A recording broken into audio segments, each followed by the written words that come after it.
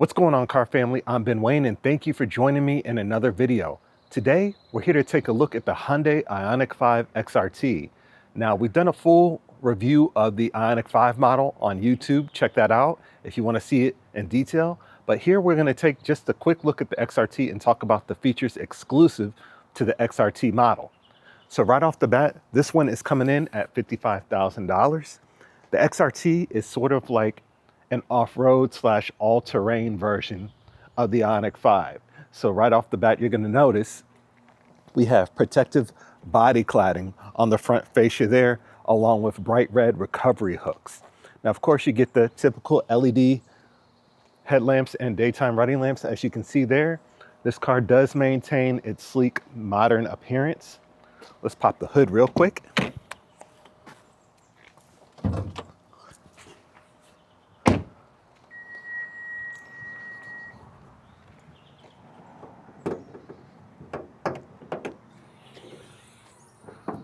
So underneath the hood, typical of an EV, just enough space here for some charging cables and whatnot.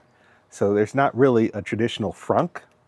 But with that being said, this is an all-wheel drive model. So it's a dual motor. You have 320 horsepower, 446 pound-feet of torque.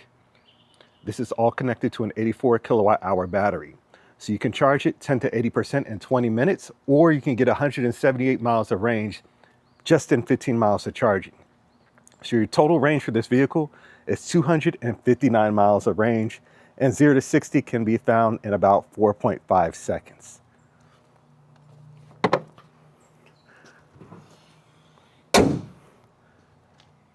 So you're getting the traditional Hyundai EV body styling, right? Sleek, fresh, crisp lines, but not overstyled, which is something I've always admired about their vehicles. I think they have some of the most unique looking EVs on the market. Somehow they figure out a way to make it look futuristic but retro at the same time, especially with the LED headlamps and tail lamps on this vehicle.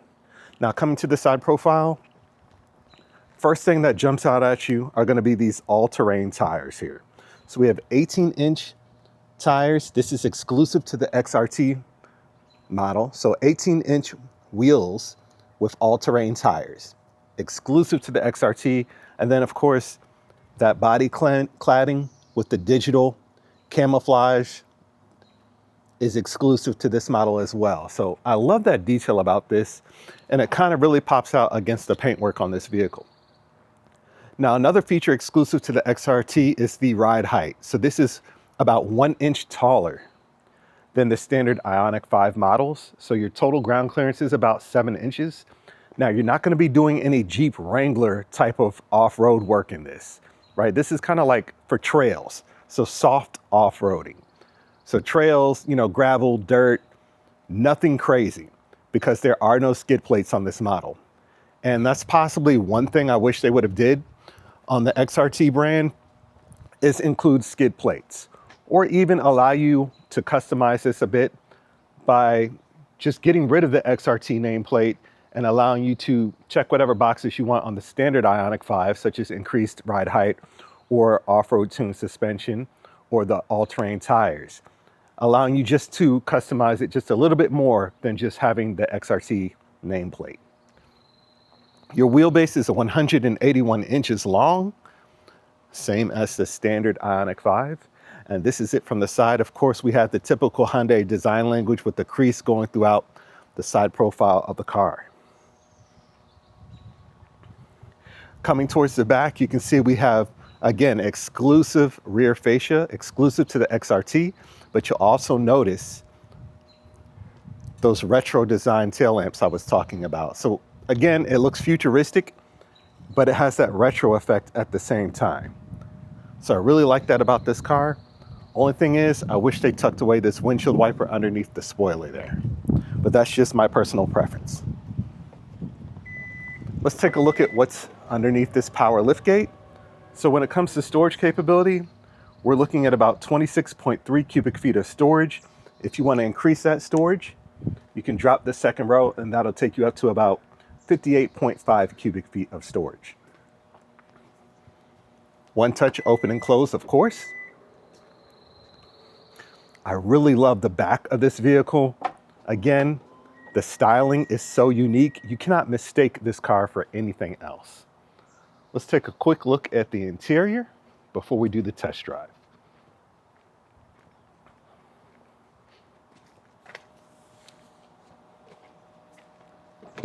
So what you find in the interior matches the exterior design overall. We have black leatherette seats with XRT branding on the seats as well. Seats feature 3 levels of heating. Steering wheel is also heated. Now the seats are not ventilated. That is only available on the limited trim, but you do have 41.7 inches of front leg room up here as well. So it is quite comfortable. Plenty of space. Let's take a seat. Dual 12.3-inch display screens here. You see we have the wireless Apple CarPlay going. Injection molded materials here as well. You have your air conditioner vents, physical buttons to help navigate this infotainment system so it's not purely reliant on touchscreen. And then you have touch capacitor buttons for your air conditioner system. Coming lower, you'll see that we have the USB Type-C, storage, wireless charging, 2 cup holders, and then buttons for your heated seats and steering wheel, your camera, parking sensor, and whatnot. More storage in the center console here, and then some shallow storage on the armrest. Door panels, not overstyled, they're simple to the touch. You'll see that digital camouflage is kind of incorporated into that design style there, so that's unique as well. Kind of matches the exterior of the vehicle. I like that.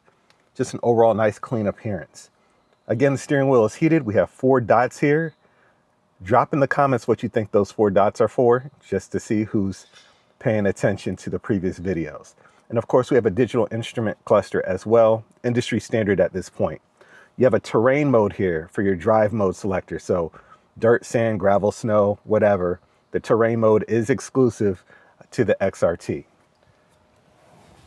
And of course, the door panels, again, simple, not overstyled. Controls for all 4 windows, unlock and lock buttons, and storage on the bottom of the door.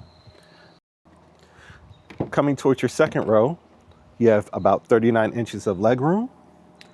Rear seats are heated as well. And then the door features the same trim as you saw up front. And then you'll notice just a modern and minimalist design, especially sitting back here from the front.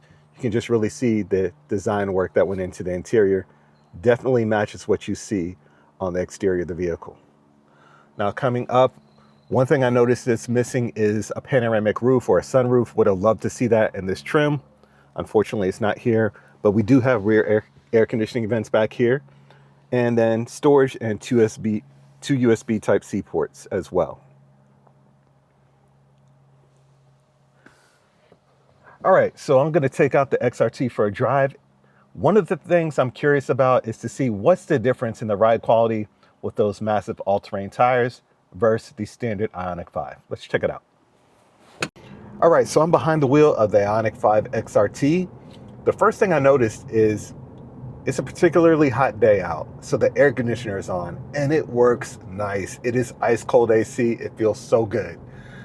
But on a more serious note, the cabin is really quiet. It feels nice and refined, and that's thanks to in part it being an EV. So there's no internal combustion engine up there. It's just a nice, quiet electric motor, and it's doing its thing. Now, the people buying this vehicle are probably going after the looks. They're not going after the thrill of an exhaust note that provides pops and bangs. So if you're looking at this, you won't be disappointed. Another thing I noticed is that we have a drive mode button here. I'm going to go ahead and drop it into sport mode and see what 446 pound-feet of torque feels like. Let's go. All right, so this thing moves. That acceleration is instantaneous as expected, but you know, it feels so plentiful for this platform. It really gets this thing moving. And just to think that there is an N model of this vehicle, I can't wait to test that. But as you know, one of the benefits of having an EV is that instant torque. But the ride overall feels smooth and planted. The suspension, even though it's been tuned for off-road use, still feels good on the street, which is really important because 99.9% of the customer base for this XRT model aren't going to be taking this out on trails or gravel or anything like that. They're probably going to be buying it for the look or that 1-inch raised ride height, right? So remember I said you're looking at 7 inches of ride height as opposed to, I think, the 6.1 in the standard models. Suspension feels nice and planted in the curves there. I can go into that curve with a lot of speed and a lot of confidence. It really kind of handles like a sports sedan, even though it has the 1-inch raised height over the traditional Ioniq 5. I find that to be impressive, how planted this thing feels. It feels planted and calculated. But overall, the cabin is spacious. Like I said, we're looking at about 41 inches of legroom up here. Center armrest is at a nice height. I've been in other vehicles, specifically Cadillac, where they can't seem to get the ride height or the height of that center console the right height. It just feels way too high. And this one, in this car, they got it right. So I think Hyundai does a really good job with their interiors. Yeah, that nice modern theme that matches with the modern aesthetic of the overall vehicle. Overall, just a nice platform and a nice place to be in. I could easily see this being a terrific daily driver. If anybody is on the fence about this one, as far as its daily driver capability, this thing delivers. Not to mention you have a 10-year, 100,000-mile powertrain warranty. So let me know what you guys think about this one in the comment section. Please be sure to like, share, and subscribe to my YouTube channel. And until next time, I'm Ben Wayne, the automotive reviewer that YouTube deserves. I'll catch you guys in the next one. I'm out.